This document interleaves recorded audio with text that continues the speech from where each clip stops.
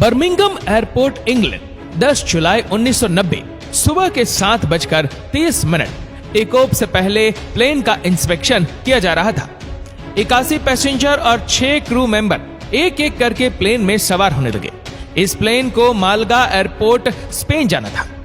8:20 plane को take off के लिए क्लियरेंस मिल गया। धीरे धीरे रनवे पर रन करते हुए प्लेन टेक ऑफ भी कर गया। प्लेन में सब कुछ ठीक चल रहा था। कुछ ही मिनटों में बादलों के बीच से तैरता हुआ यह प्लेन 10,000 फीट के एल्टीट्यूड में पहुंच गया। इस प्लेन का कैप्टन टिम लैंकास्टर और को पायलट एलेस्ट्रियर दोनों ही बेहद एक्सपीरियंस पायलट थे। पायलट का सीट बेल्ट कुछ इस तरह से होता है। यहाँ पर शोल्डर के सीट बेल्ट को अधिक समय तक लगाया नहीं जाता है, इसलिए दोनों ही पायलट्स ने शोल्डर के सीट बेल्ट्स को रिलीज कर दिया। प्लेन अब भी क्लाइंब कर रहा था। वहीं कैबिन क्रू खाने पीने का इंतजाम करने लगे। तभी एक जोरदार आवाज के साथ लिंक विंड स्क्रीन उखड़कर अलग हो गया, मानो ये किसी तूफानी बादलों के भीतर समा गया हो। विंड स्क्रीन के ठीक सामने वाली सीट पर टीम बैठे हुए थे और स्क्रीन निकल जाने के कारण अचानक से रैपिड डीकंप्रेशन हो गया, यानी कि प्लेन के अंदर का कंप्रेस्ड एयर अचानक से उस टूटे हुए भाग से बाहर निकलने लगा और कैप्टन टीम को इसी एयर ने बाहर की ओर धकेल दिया। पर शायद उनकी किस्मत अच्छी थी, क्योंकि उन्होंने सिर्फ 2 ही सीट बेल्ट से रिमूव किया था, जिसके कारण वह प्लेन के बाहर सख्त नहीं हुए, लेकिन उनका आधा शरीर प्लेन के बाहर आ गया। कैप्टन का सीट बेल्ट उन्हें पकड़े हुए था, लेकिन यह सीट बेल्ट भी उन्हें कब तक संभाल पाता, ये कह पाना बहुत मुश्किल था। किसी भी वक्त वह प्लेन के बाहर गिर सकते थे, और अगर ऐसा हो जाता तो प्लेन के लिए बहुत ही बड़ी मुसीबत हो सकती थी, क्योंकि हो सकता है प्लेन का इंजन कैप्टन को शक कर ले और इंजन ब्लास्ट हो जाए। हो सकता है वो प्लेन के टेल से टकरा जाए। ऐसे में प्लेन आउट ऑफ कंट्रोल भी हो सकता है, और ऐसा होने पर प्लेन को किसी भी कीमत पर बचाया नहीं जा सकता। उधर रैपिड डिकम्प्रेशन के कारण कॉकपिट का डोर भी टूट चुका था। केबिन में बैठे पैसेंजर्स डिकम्प्रेशन के कारण ठीक से सांस भी नहीं ले पा रहे थे। प्लेन में सभी यात्रियों के लिए ऑक्सीजन मास्क भी मौजूद नहीं था। प्लेन में बैठा हर एक शख्स अब जिंदगी और मौत से लड़ने लगा।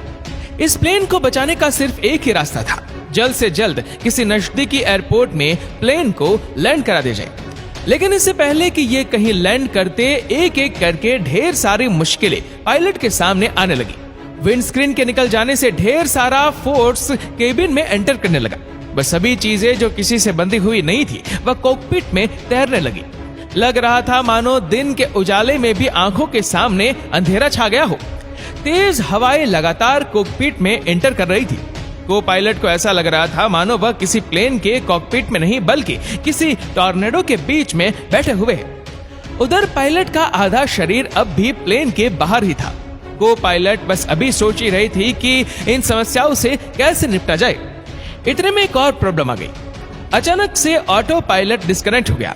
उन्होंने देखा कि कैप्टन का पैर कॉकपिट के कंट्रोल पैनल के साथ बार बार टकरा रहा था, जिससे प्लेन को उड़ाने में और भी अधिक समस्या होने लगी। प्लेन अचानक तेजी से नीचे की ओर गिरने लगा। ब्रिटिश एयरवेज के कैप्टन किसी भी वक्त प्लेन के बाहर गिर सकते थे। तभी एक फ्लाइट क्रू किसी तरह से कॉकपिट में दाखिल हुआ और तुरंत ही कैप्टन का पैर पकड़ लिया। तेज हवाओं के कारण पायलट का सर बार बार प्लेन की बॉडी से टकराने लगा। देखते ही देखते प्लेन का व्हाइट बॉडी खून से लाल हो गया। 17,000 फीट के एल्टीट्यूड पर टेम्परेचर -30 से 40 डिग्री सेल्सियस तक भी हो सकता है। इतनी ठंड खून को भी जमा सकती है। इसके अलावा उन्हें लो प्रेशर का भी सामना करना था। हर एक सेकंड उन्हें मौत के मुंह में धकेल रहा था, पर कोई कुछ करे तो भी क्या करे। प्लेन की गिरने की रफ्तार लगातार बढ़ती जा रही थी, क्योंकि कॉकपिट का डोर टूट के प्लेन के थ्रॉटल में जाकर अटक गया। दोस्तों, प्लेन के थ्रॉटल को डाउन करने से इंजन का पावर मिनिमम हो जाता है, वहीं इसे पूरा ऊपर कर देने से इंजन का पावर मैक्सिमम हो जाता है और फुल स्पीड में प्लेन लाइक करने लगता है। जरा सोचिए, एक प्लेन तेजी से नीचे गिर रहा है, ऊपर से इसके इंजन के पावर को भी मैक्सिमम कर दिया जाए। आप सोच भी नहीं सकते प्लेन का स्पीड कितना अधिक हो जाएगा। ऐसे में प्लेन साउंड की स्पीड तक भी पहुंच सकता है। पर ऐसा कुछ हो पाता इससे पहले 2 फ्लाइट क्रू कॉकपिट का डोर किसी तरह से वहां से हटा देते हैं। और कॉकपिट में उड़ रहे ढेर सारे पेपर्स को भी कलेक्ट कर लेते हैं ताकि को पायलट को कोई डिस्टर्ब ना हो। धीरे धीरे प्लेन कंट्रोल में आने लगा। को पायलट ने एटीसी को मेडिक कॉल किया, लेकिन तेज हवाओं के कारण नुमाइश इतना अधिक था कि एटीसी को कुछ भी सुनाई नहीं दे रहा था। एटीसी बस इतना ही समझ पाया कि ये एक मेडिक कॉल है। 14 अगस्त 2005 में हेलियोस एयरवेज फ्लाइट 522 के केबिन में डीकंप्रेशन हो गया। कम एयर प्रेशर के कारण सभी पैसेंजर्स को सांस लेने में प्रॉब्लम होने लगी। वहां तक कि पायलट को भी दिमाग में ऑक्सीजन कम पहुंचने लगा और धीरे धीरे सभी लोगों में बेहोशी छाने लगी। कुछ देर बाद प्लेन के अंदर सभी लोग बेहोश हो चुके थे। अभी ये प्लेन खुद ब खुद उड़ता जा रहा था, लेकिन कब तक? धीरे धीरे प्लेन का फ्यूल खत्म होने लगा और फाइनली ये प्लेन क्रैश हो गया। प्लेन में सवार सभी 121 लोगों की जान चली गई। ना कोई दर्द, ना चिल्लाने की आवाजें, चुपचाप सभी ने मौत को गले लगा लिया। ये घटनाएं हमें बताती है कि प्लेन में अगर डीकंप्रेशन हो जाए तो अंजाम कितना घातक हो सकता है। ब्रिटिश एयरवेज का को पायलट इस बात को अच्छी तरह से समझता था, इसलिए उन्होंने जल्द से जल्द प्लेन को 10,000 के एल्टीट्यूड में ले आए ताकि सभी को सांस लेने लायक ऑक्सीजन मिल सके। उधर फ्लाइट क्रू अब भी टीम के पैरों को होल्ड करके रखे हुए थे। उनका हाथ भी अब जवाब देने लगा। कैप्टन का आधा शरीर कड़ाके की ठंड और कम एयर प्रेशर में एक्सपोज होने के कारण वह अपने कॉन्शियसनेस हो चुके थे। प्लेन का एल्टीट्यूड कम हो जाने के बावजूद भी ऐसा लग रहा था जैसे उनकी सांसें थम गई हो। क्रू मेंबर्स को लगने लगा कि अब कैप्टन की मौत हो चुकी है, लेकिन फिर भी वह उनके शरीर को छोड़ नहीं सकते थे। प्लेन अब धीरे धीरे नीचे आने लगा। अब तक प्लेन में नुमाइश भी कम हो चुका था। एटीसी ने साउथहैम्पटन एयरपोर्ट में लैंड करने की इजाजत दे दी। प्लेन अभी कुछ ही देर पहले उड़ान भरा था। प्लेन में भरा सारा फ्यूल अब भी टैंक में मौजूद था और यही फ्यूल ब्रिटिश एयरवेज के लिए एक मुसीबत बन गई। इसलिए उन्हें सीटी का चक्कर लगा लगा कर फ्यूल खत्म करना पड़ेगा। इसके बाद जब फ्यूल खत्म होकर प्लेन का वजन थोड़ा हल्का हो जाए तब इसे नजदीकी एयरपोर्ट में लैंड करा दिया जाता है। लेकिन ब्रिटिश एयरवेज के साथ समस्या ये भी थी कि उनके पास फ्यूल को डंप करने का सिस्टम ही नहीं था और विंड स्क्रीन के टूट जाने के कारण उसे सीटी का चक्कर लगा लगा कर फ्यूल को बर्न भी नहीं कर सकते थे। अगर कहा जाए तो उन्हें सारे फ्यूल के साथ ही प्लेन को हार्ड लैंडिंग कराना था। प्लेन को लैंड कराने के लिए ढेर सारे लैंडिंग प्रोसीजर्स को फॉलो करना पड़ता है। लैंडिंग जैब लिस्ट को भी फॉलो करना पड़ता है। इन सारे प्रोसीजर को फॉलो करने के लिए 2 पायलट होते हैं, लेकिन यहाँ पर को पायलट को ये सब अकेले ही करना था। वह सारे स्टैम्प को बस याद करके प्लेन को लैंड कराने की कोशिश करने लगे। रनवे में ILS होता है, यानी कि इंस्ट्रूमेंटल लैंडिंग सिस्टम, जो प्लेन को एक्यूरेट लैंडिंग कराने में बहुत मदद करता है। पर उनकी किस्मत इतनी खराब थी कि एयरपोर्ट में ILS सिस्टम था ही नहीं, यानी कि अब पायलट को अपनी आंखों से नीचे देखकर प्लेन को लैंड कराना था। प्लेन धीरे धीरे नजदीक आता गया। एम्बुलेंस, फायर फाइटर्स सभी तैनात हो चुके थे किसी भी घटना से लड़ने के लिए। धीरे धीरे प्लेन रनवे में टच डाउन किया। प्लेन का लोड अधिक होने के कारण लैंडिंग व्हील्स में लगा डिस्क ब्रेक ठीक से काम नहीं कर पा रहा था। एक एक करके सारे टायर्स ब्लास्ट होने लगे और फाइनली ये प्लेन रुक गया। प्लेन के अंदर सभी लोग सुरक्षित थे। तुरंत ही एक मेडिकल टीम कैप्टन को ले गए। खुशी की खबर यह थी कि अब तक भी उनकी सांसें चल रही थी। जिसने भी ब्रिटिश एयरवेज के हादसे को देखा और उस हादसे को महसूस किया, उन सब ने यही कहा कि ये कोई चमत्कार ही है जिसने कैप्टन को जिंदा रखा। किसी को भी वहां जाने की अनुमति नहीं थी, क्योंकि छोटे से छोटा क्लू भी इस हादसे के तह तक जाने में उसकी मदद कर सकता था। अगले ही दिन इन्वेस्टिगेशन की टीम वहां पहुंच गई। उन्होंने सबसे पहले फ्लाइट का मेंटेनेंस मैनुअल देखा और ये पेचीदा सा लगने वाला केस महज 10 पन्नों के मैनुअल में ही सॉल्व हो गया। घटना के एक दिन पहले इस प्लेन को मेंटेनेंस के लिए भेजा गया था। दरअसल कुछ दिन पहले प्लेन के विंड स्क्रीन में खराबी आ चुकी थी। इसमें स्क्रैच और बबल्स आने लगा, इसलिए इस मेंटेनेंस के दौरान इस प्लेन का विंड स्क्रीन को भी रिप्लेस करना था, वह भी एक रात में, क्योंकि अगले ही सुबह ये प्लेन फिर से उड़ान भरने वाला था।